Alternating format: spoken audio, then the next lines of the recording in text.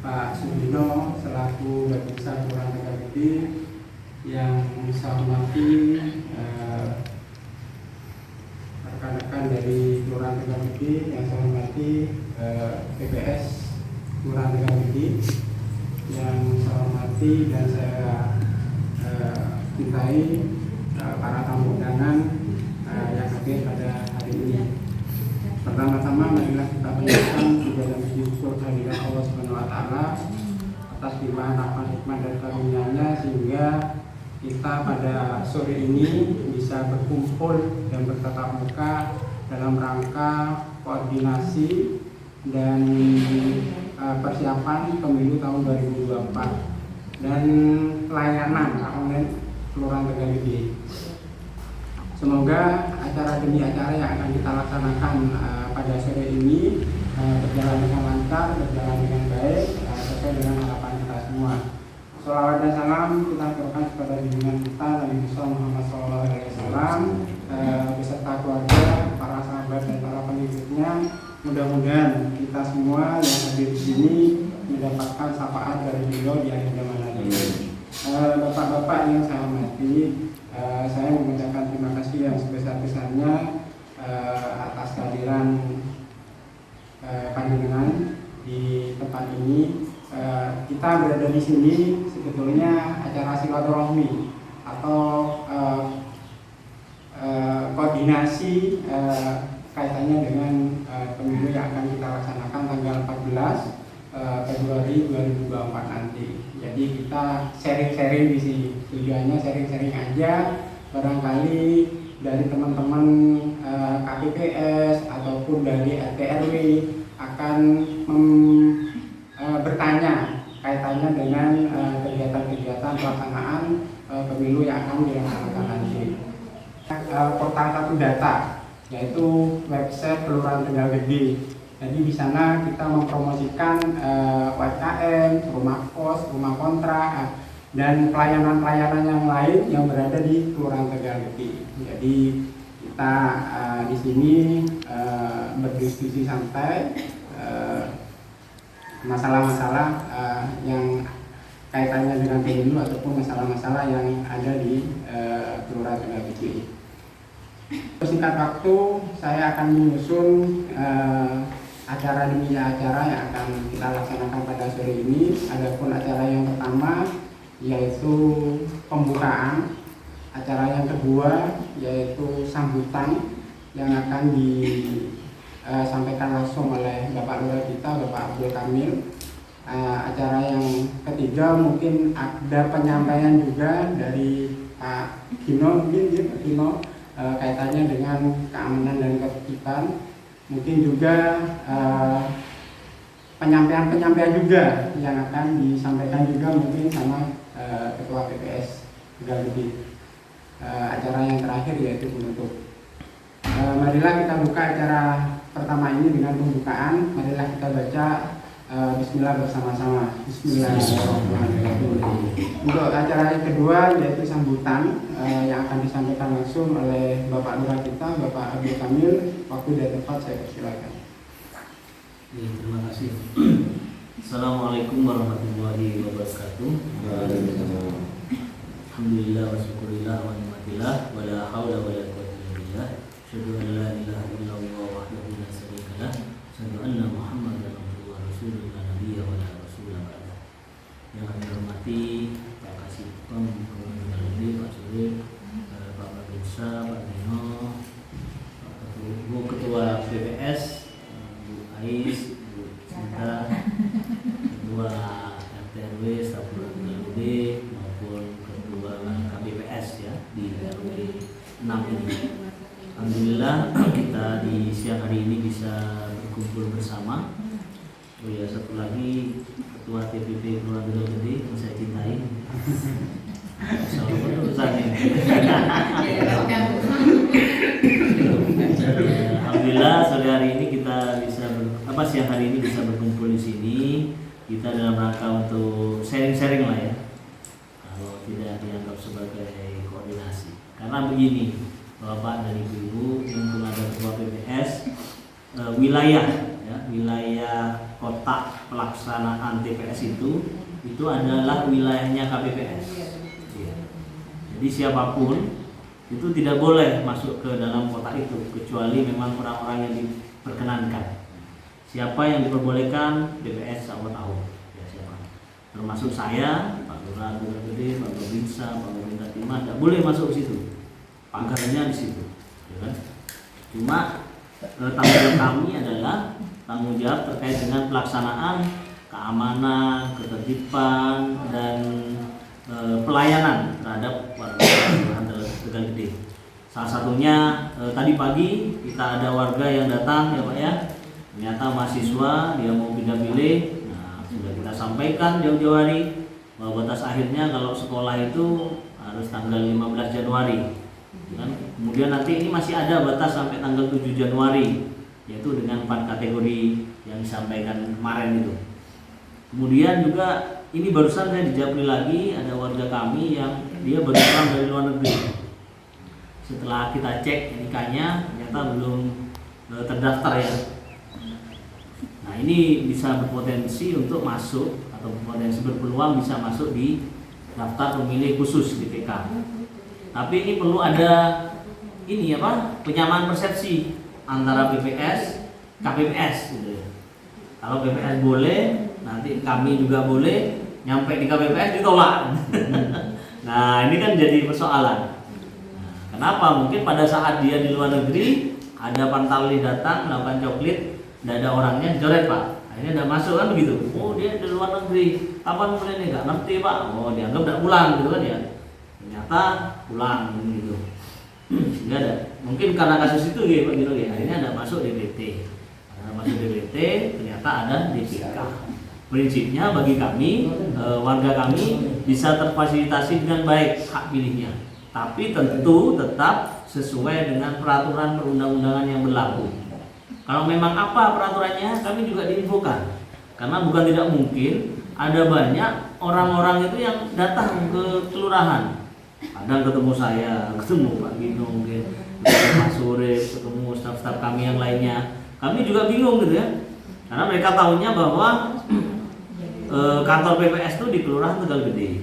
Sehingga mereka berpikir kapanpun mereka datang selama kantor kelurahan buka, ya mereka bisa dilayani. Padahal PPS ini organ atau lembaga atau instansi yang berbeda dengan kelurahan. Tapi tentu karena kita juga sama-sama penyelenggaraan negara, kita akan support semua kegiatan-kegiatan terkait dengan pesta demokrasi ini.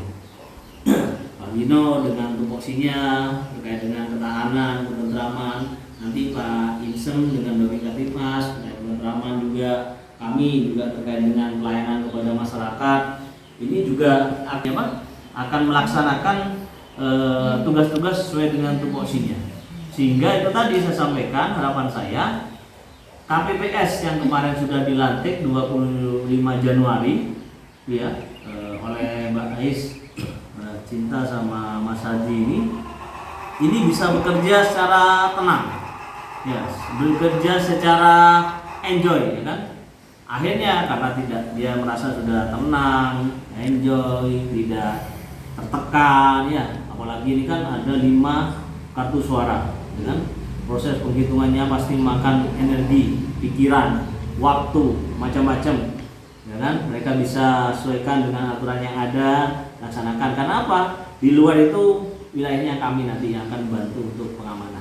Tentu kita tidak mungkin standby 24 jam di TPS-nya, tapi setidaknya ketika ada sesuatu di situ yang mencurigai atau beberapa hari sebelumnya ada kejadian-kejadian tertentu yang itu dianggap pada saat hari H akan mengganggu pelaksanaan pesta demokrasi ini, silahkan segera diinfokan ke grup WA maupun langsung ke kami, Pak Gino dan sebagainya.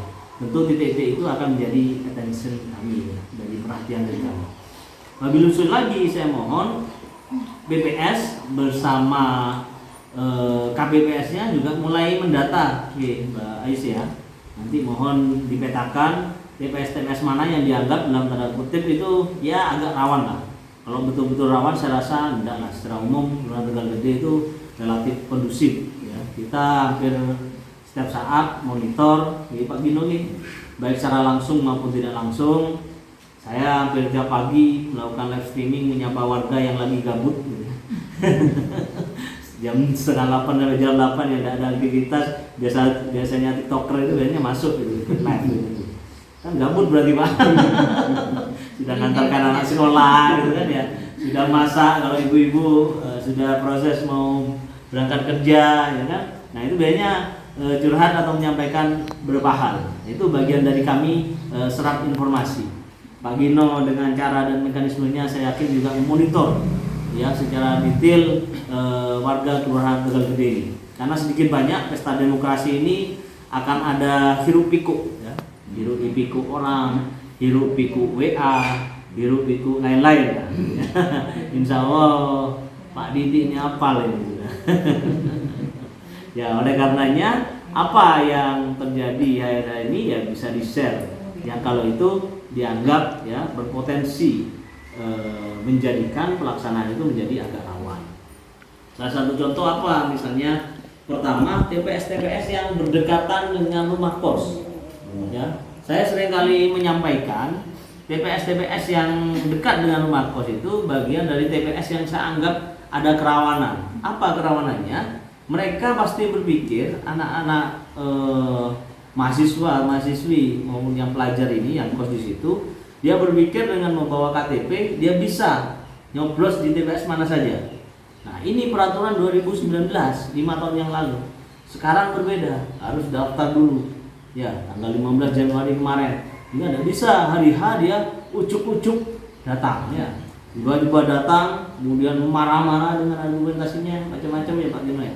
Nah ini perlu ada penyamaan persepsi, ya kan? Jika di sini ada potensi rumah-rumah kos, makanya kemudian kami minta mohon Pak RW kemarin sudah menghadirkan Pak RT di sini di RW 6. Ya alhamdulillah saya ucapkan terima kasih. Ini perlu ada sosialisasi kepada pemilik-pemilik rumah kos. Minimal mereka mengingatkan anak-anak kosnya. Perkara sing kos itu nyaut gak nyaut soal lain. Penting kita mengingatkan. Saya dengan kapasitas saya sudah sosialisasi di sosial media. BPS saya yakin dengan caranya juga sudah sosialisasi ke KPPS, dan KPPS juga kalau bisa dari DPT yang ada itu juga disampaikan.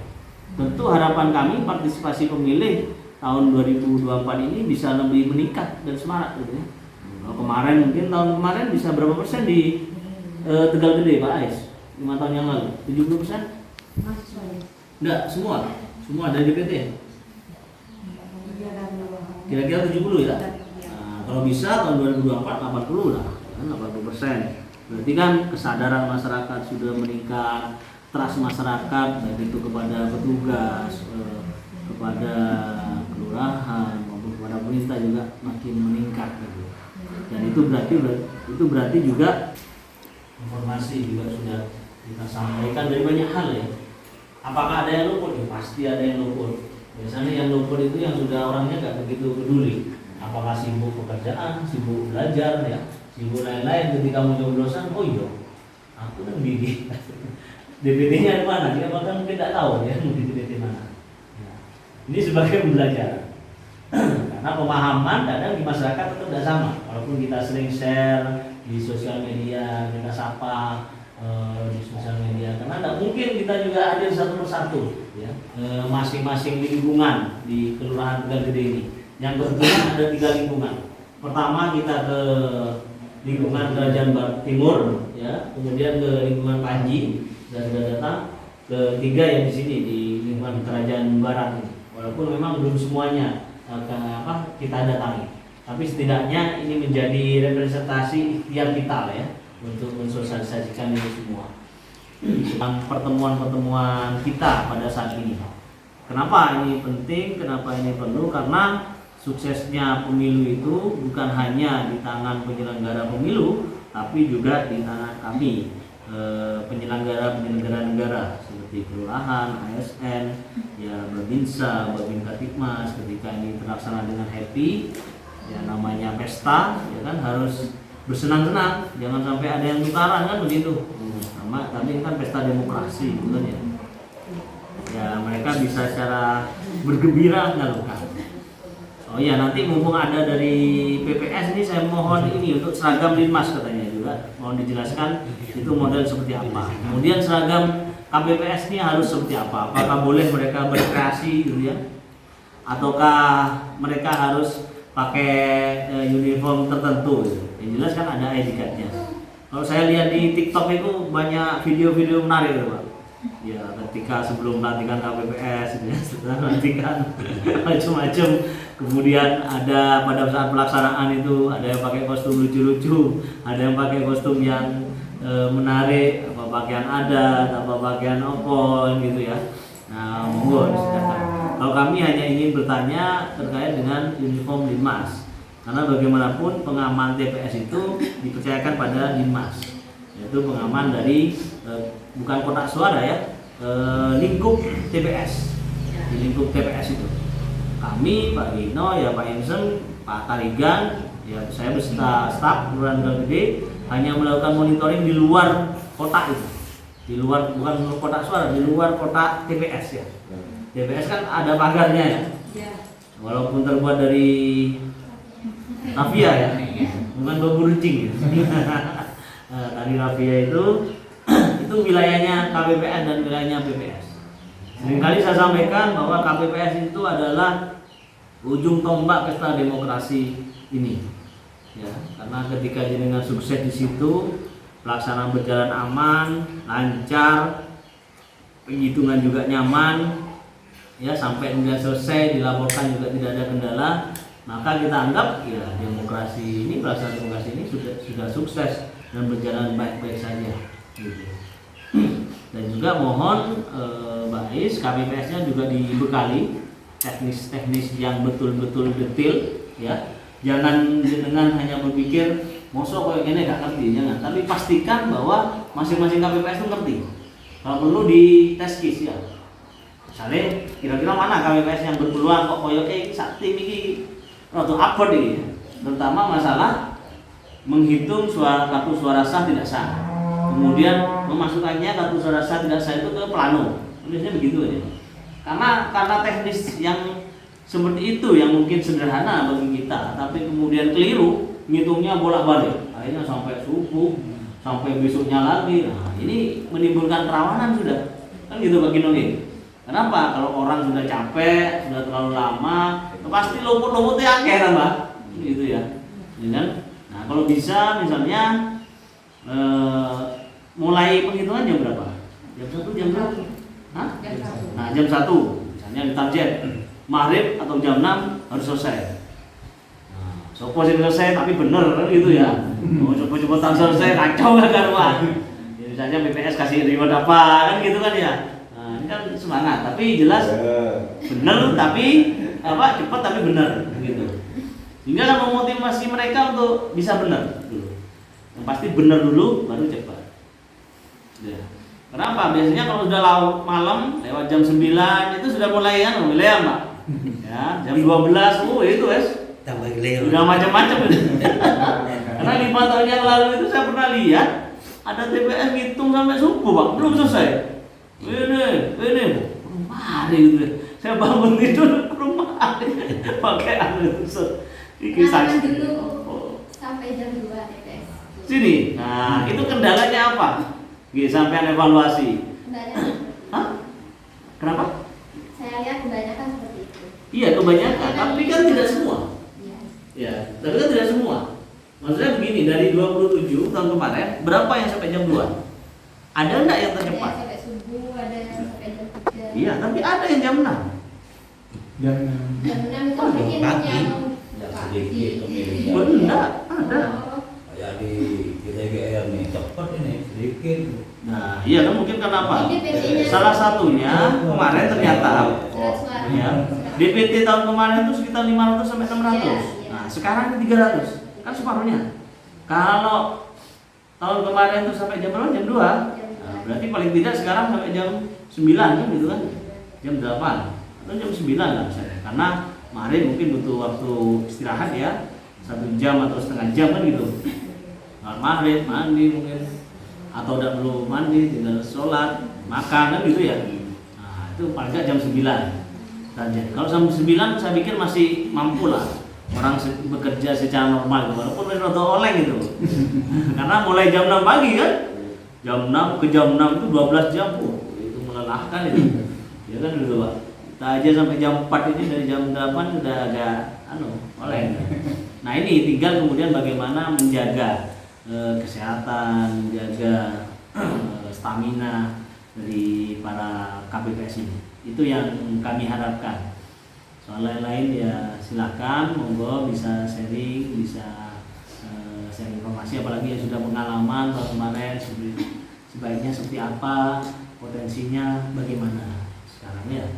Jadi ini menjadi referensi kami juga. Insya Allah kami tanggal 13 ya Pak Gino ya, pagi Selasa kita juga mungkin akan mobile lah, lihat titik-titik TPS itu di mana saja kan gitu. Ya, kalau hari Selasa itu sudah kelihatan tendanya aja cakaknya gak berdiri ya, berarti kan wis roto rawan Pak. Ini nanti malam Pak di iya tahan. Ojo-ojo gak nemu sewaan tenda kan gitu. Pas sabotase di sini. Nah, itu kalau bisa mulai hari Senin sudah disiapkan itu titik-titiknya, apa dibersihkan ya, apa dipasang tendanya dulu. Siapa tenda? Mantap ya. Jadi gitu aja dari kami, semoga ini bermanfaat. Juga mohon saran masukan dari Pak Gino dan juga dari BPS dan juga Ketua RT RW dan Ketua KPPS semuanya lah ya, untuk kebaikan kita bersama. Terakhir ada satu kerawanan juga, 1, 2, 3, 4 kerawanan yang nanti bisa dijelaskan. Setidaknya ketika ada caleg yang berada di TPS itu, biasanya kan secara emosional dia kan tidak mau kalah di TPS-nya biasanya. Bukannya kita harus gimana, tidak perlu. Kita hanya antisipasi saja bagaimana. Kalau memang dengan butuh pengawalan pada saat akan mulai penghitungan misalnya sore atau berapa ya, kita akan merapat di beberapa TPS yang diduga itu akan ada kerawanan kan sore kan masih kan begitu Pak Gino ya, biar menyampaikan itu aja. Terima kasih, itu aja dari saya. Kurang lebihnya saya mohon maaf. Bila taufik wal hidayah. Assalamualaikum warahmatullahi wabarakatuh. Waalaikumsalam warahmatullahi wabarakatuh. Sekali lagi saya ucapkan terima kasih atas kehadirannya dari bapak-bapak, saudara-saudari di tempat ini, karena dengan adanya diskusi atau sharing-sharing kaitannya dengan pemilu 2024 sehingga menemukan titik terang bagaimana proses-proses tersebut yang harus dilaksanakan ke depannya, terutama tanggal 14 Februari 2024 nanti. Harapan kita mudah-mudahan pelaksanaan pemilu tahun 2024 nanti yang akan dilaksanakan tanggal 14 Februari berjalan dengan lancar, berjalan dengan baik, berjalan dengan damai, tidak ada sesuatu hal yang tidak kita inginkan. Saya juga mengucapkan mohon maaf yang sebesar-besarnya apabila dalam penyambutan ataupun tingkah laku atau tutur kata dari kami perwakilan dari kelurahan ataupun dari Bapak Rizka yang menyediakan tempat ini kurang berkenan di hati. Cukup sekian dari saya. Wabillahi taufiq wal hidayah. Assalamualaikum warahmatullahi wabarakatuh. Waalaikumsalam.